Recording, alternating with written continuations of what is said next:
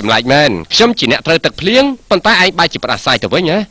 ខ្ញុំមិនដឹងទៅប៉ុន្តែថ្ងៃនេះខ្ញុំគឺឯងឆ្លោះជាមួយនាងធំនោះនៅក្នុងហាងដូច្នេះហើយលឺថាអស់ចាស់ណាស់បែរទេនិយាយទៅមើលអស់ចាស់ក្បែរឯងទៅ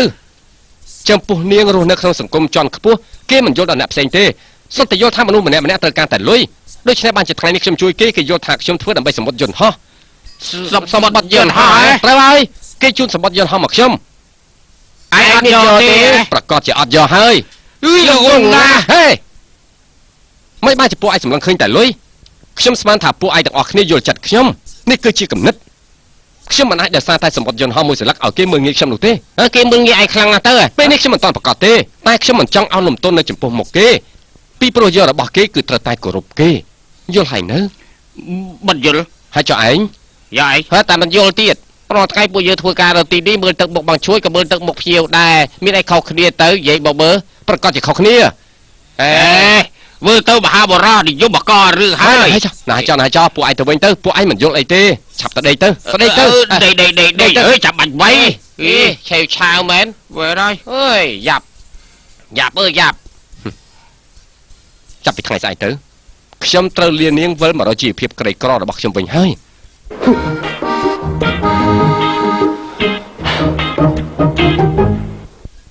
តែនិយាយទៅមើលគេជ្រុលពេកទេខ្ញុំទិញសម្បត្តិយន្តហោះឲ្យ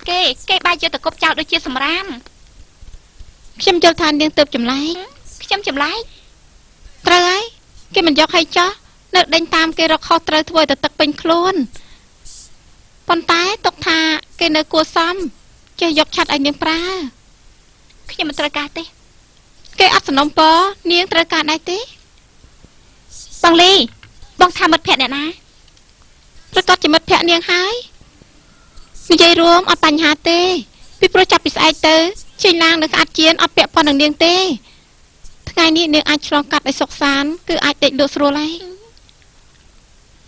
សំណាងឲ្យគឺអញ្ចឹងខ្ញុំមិនចង់ជួបគេទៀតទេ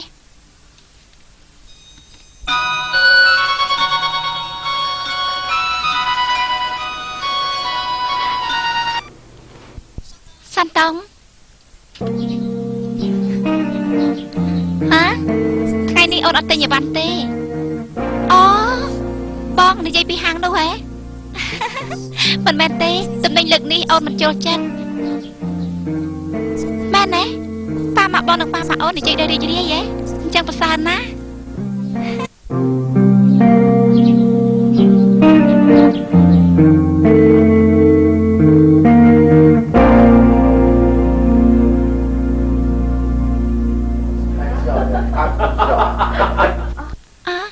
អំស្រីព្រឹកម្លេះអត់ព្រឹកទេថ្ងៃត្រង់ទៅហើយ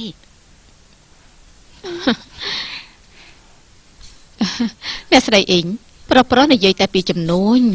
បើសិនអ៊ីក្រោកឡើងទៅហើយយល់ល្អយើងទាំង3នាក់ចេញទៅដើរលេងទៅកុំនៅទីនេះស្ដាប់គាត់និយាយពីរឿងការងារទៀតបានទេអញ្ចឹងបាន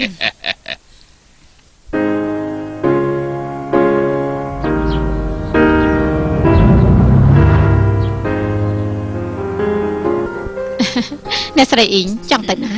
ថ្ងៃនេះខ្ញុំនឹងសិញលៃកំដរអ្នកស្រីរហូតខ្ញុំគ្មានកន្លែងពិសេសចង់ទៅទេយើងជិះដើរលេងទៅចាបានខ្ញុំខានមកសៀងហៃយូរហើយ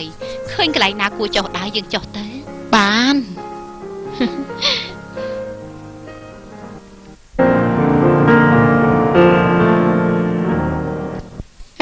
ឈប់ឡាន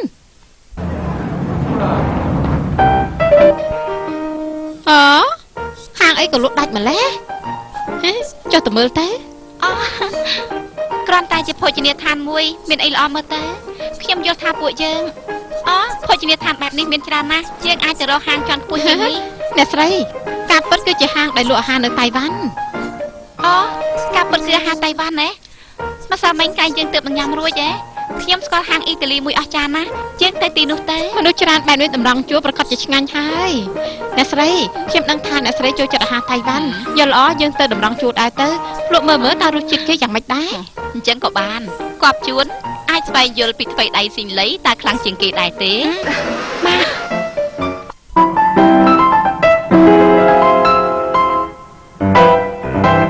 ទសុំស្វាគមន៍អូយក៏បើអីដែរ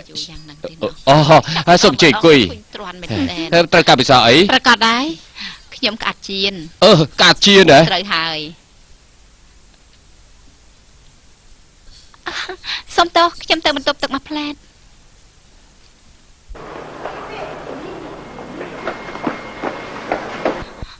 សុំតោះខ្ញុំបលោករឿងថ្ងៃនេះបើលោកមិនជួយខ្ញុំទេនឹងត្រូវបែកការ ស្អីគេអញ្ចេះលើកណាក៏អន្ទះសាមឲ្យខ្ញុំជួយដែរ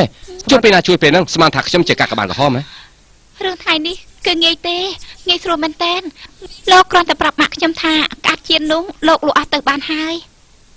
ហេតុអី ពេលព្រោះថ្ងៃនេះបើពួកគាត់ពិសាក្អាត់ជៀនហើយមានរសជាតិដូចពីម្សិលមិញនោះហើយខ្ញុំគ្មានពាក្យបកស្រាយប្រាប់នោះទេនិយាយរួមលោកត្រូវតែជួយដល់ខ្ញុំណាលោកប្រាប់គាត់ទៅថាលោកលក់ក្អាត់ជៀនអស់ហើយ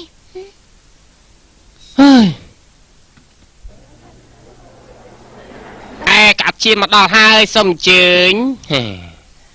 មើលទៅដូចជាឆ្ងាញ់ ត្រូវហើយ សូមទូអ្នកទាំងអស់គ្នាកាត់ជាខ្ញុំលក់អស់ហើយ ប៉ុន្តែ នោះគឺជាចានចុងក្រោយទេ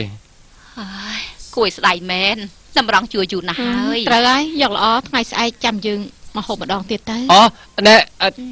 ចាប់ពីស្អែកទៅហាងរបស់ខ្ញុំlạiលក់កាត់ជាហើយ មែនទេ មិនសូវចំណេញ គួរស្ដាយមែនមើលទៅថ្ងៃក្រោយខ្ញុំដេកបានហូបហើយអ៊ំស្រីមួយចាននេះខ្ញុំជូនសូមចេញពិសាទៅអរគុណណែអ្នកស្រីអ៊ីមិនបានទេ ហេតុអីទៅ ហេតុអី ពីព្រោះក្តៅពេកសេងលីយកចិត្តទុកដាក់មែន ត្រូវហើយ មិនអីទេខ្ញុំហូបយឺតណាប្រយ័ត្នបន្តិចណា